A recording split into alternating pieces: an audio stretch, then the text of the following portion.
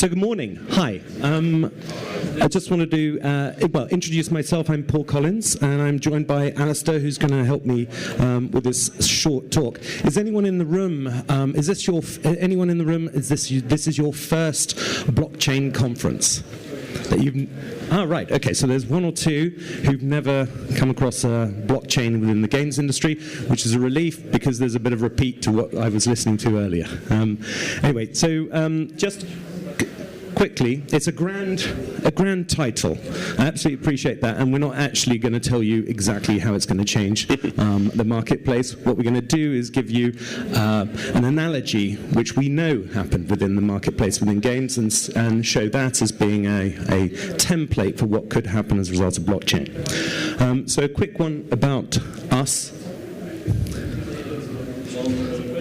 So we're Stick Sports. Had anyone heard of us before? We do stick cricket. Anyone played stick cricket before? We got two people, excellent. 3 people, 4 people, excellent.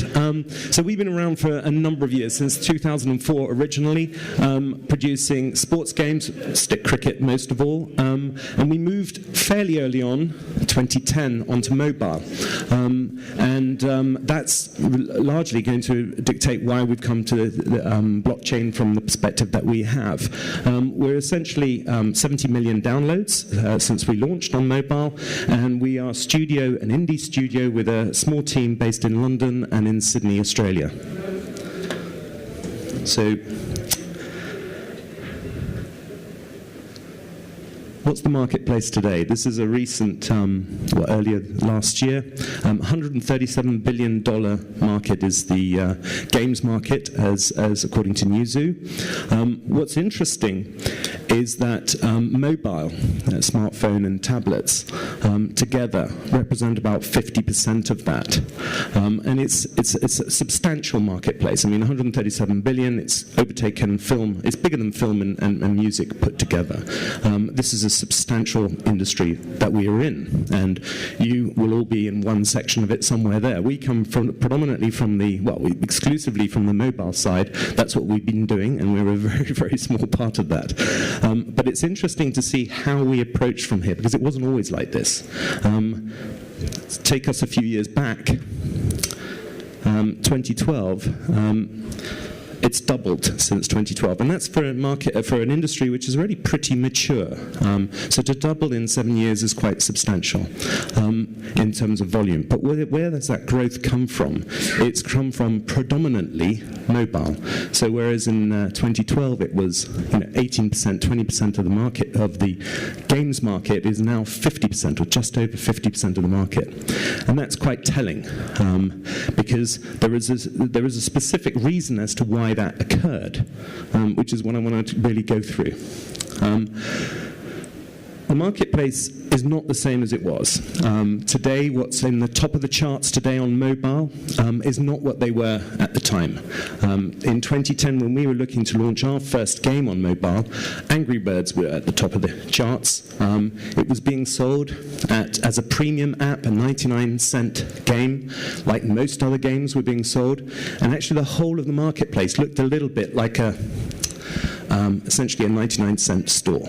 And we were just about to launch our first game on mobile, and we'd spent about 5 months building it, porting this game over from our online business onto mobile. And we'd produced a game with huge amounts of content, lots of depth, loads of hours and hours worth of gameplay within this game that this mobile game that we'd produced. And we were now looking to how we were going to sell it in store. And most of the competitors were selling at 99 cents, and we thought, well, hang on, this is ridiculous. So we have to sell at 99 cents. That's our only option. It's a premium, discounted store. However, Apple had just a year before launched in-app purchases, and there were a few games coming out there with in-app purchases within a free title. The store was there was a lot of light versions of premium games. So you had a premium game for $1, sometimes a few major title titles had $2.99 or $1.99 to be able to sell through, and then they were driving that with a free light version of the title, thus cluttering up the App Store with multiple SKUs. So Apple had introduced this in-app purchase, and that was quite interesting because it was essentially supporting a microtransaction and supported by a payment system on the back of that. So people were beginning to introduce free apps with additional paid-for content inside them.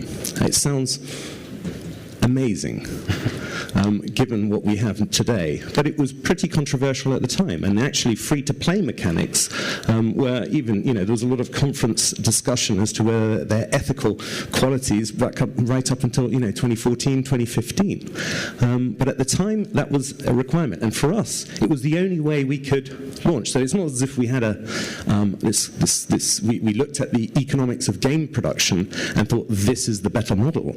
It was, well, hang on, we just built a game with huge amounts of content. How can we charge more than $1? Because if we sell it up front, we won't be able to sell it for more than $1. So we'd give it away for free and hope that the content would sell itself. And so what we wanted is a few people to spend more money. And in those days, it was very unsophisticated. There wasn't sort of, all the sort of unlimited amounts of spending you can put inside an app today. This was, I think, there was $10 worth of 3 or 4 in-app purchases for about $10 maximum. However, it made a huge difference for us. We got to the top of the charts in our chosen markets, cricket markets specifically, and we returned the cost of investment on the game in 3 days, which was pretty good for a free title. So just, working that analogy once more. So free-to-play was driven by a microtransaction change. So there was a feature change, which was microtransactions and in-app purchases inside a game, which the Apple brought in and Android afterwards. This drove pricing innovation quite simply. If you have it available to you, you will then the developers of content will start to adapt their product offering to utilize that. And then as a result, we had a massive growth in the market, which is based around free-to-play. And it was the amount of money that can be generated, the revenue potential for a game today is substantially greater than it was within normal premium markets. That's the analogy, and that's why we see how blockchain works. So it's not so much the technology. We don't really care about the technology. It's and the technology is very, very new and pretty clunky, as we're going to go through in a moment. But what it does, it's an enabler. It brings around the concept of ownership, which you can present to your users. It brings along the concept of value within items and transfer of that value within items. And that's those 3 things alone are very useful within the games industry. What's interesting is how we adapt our products to leverage that, and that's the innovation that is at the moment being done. So it's very easy to start sort of banging up a game which is just based on blockchain and just utilizing its core qualities, but it's not necessarily a game. It's just leveraging those core qualities, the core tech. What's interesting is if you start changing the economics of game production, which is a one-to-many market as it is today. We produce a game and we sell it to many people. That's probably going to change. We may just be a single node within maybe the author of the game, but we won't necessarily be the only commercial participants within it.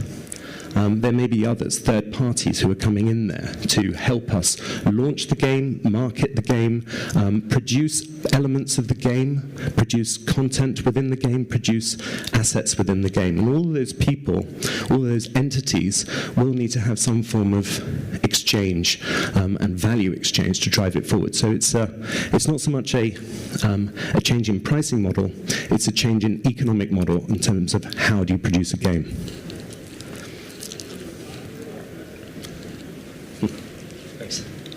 As well. Oh, yeah. So I just wanted to look at how blockchain is going to change that model from one to many to many to many. So there's three elements of blockchain-enabled technology that will do that, which have been talked about extensively this morning, so I won't dwell on them too much, but smart contracts, tradable tokens, and unique digital assets. So we had a talk just before this about NFTs. That's a unique digital asset. It's changing the model from items that are licensed to players to items that are now owned. It's a subtle difference, but it changes the value that's given to a player and changes the relationship between the publisher and the player. So at the moment we've seen most experimentation in sort of collectible games like CryptoKitties or crypto MLB, and I think it's the concept that most people get first of all, and that people are comfortable with, and we've seen the most experimentation in this area. With tradable tokens, it's a similar story. Soft currencies have existed within computer games for decades, but by putting them on a ledger and giving the ownership to the player, again, it changes that relationship between the publisher and the player.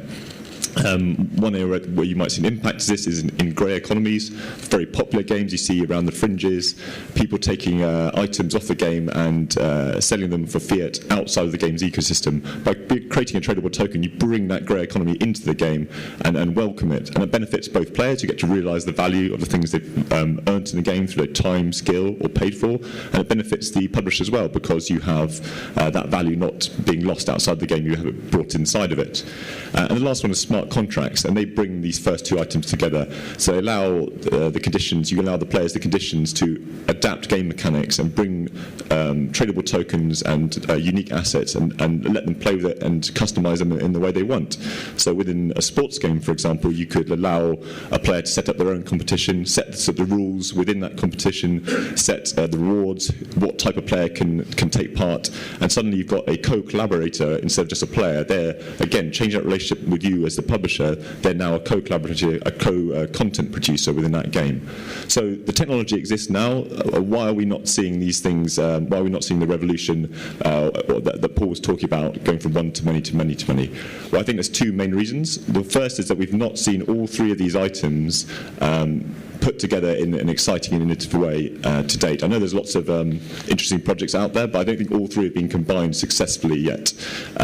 We've seen them in piecemeal adaptations, so we've seen games that focus just on collectibles, we've seen games that look at sort of trading, but we've not seen all of them together in a really compelling title yet. And the second reason is that we haven't seen the volume of users. These benefits only really come to fruition if you have thousands and thousands of users. No one wants to trade something if there's no one to trade it with. If you're the only kid in the playground with a Panini sticker or a baseball card and there's no one to trade it with, it has no value. It's not interesting. It's not exciting. And there's no one customizing or adapting gameplay unless there's thousands of people to come and join you with the game mechanic you've customized and to come and play the content that you've created within the game. So we need to see that innovation and that volume of players before these three items become interesting. On the other side of the slide there, if we do see those two things come to fruition, then there's some really exciting things that could take place. I'm sure there's a lot of these have been covered already, and other concepts will come out during the day.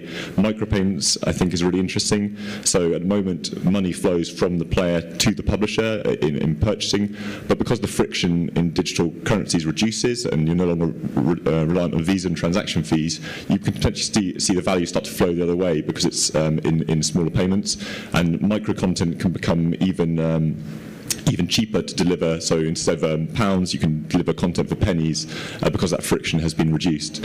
Item history has been talked about a lot. I think that's really interesting. The longer an item is in play within a game, the more players who have used it, the more rich and sort of the more depth comes into your game as that item progresses throughout its lifespan. And you can take advantage of that as a feedback loop back into the game, utilising that history as part of game mechanic itself and having items of greater history and depth having more relevance to a game. I think that's a really interesting area for development.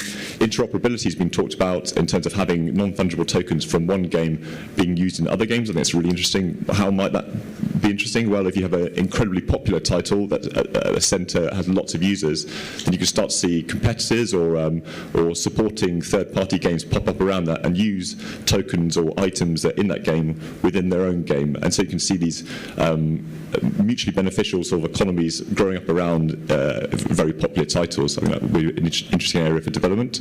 And last one is sort of sandboxing, which I guess that came up in the previous conversation again.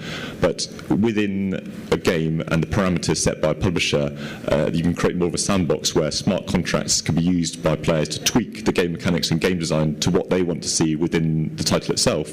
And again, that invites the player to be a co-collaborator rather than just a player, and it allows them to interact away from the publisher, in between players themselves, to design the game that they want to play. So I think all really exciting. Next slide, please. I've got to click here.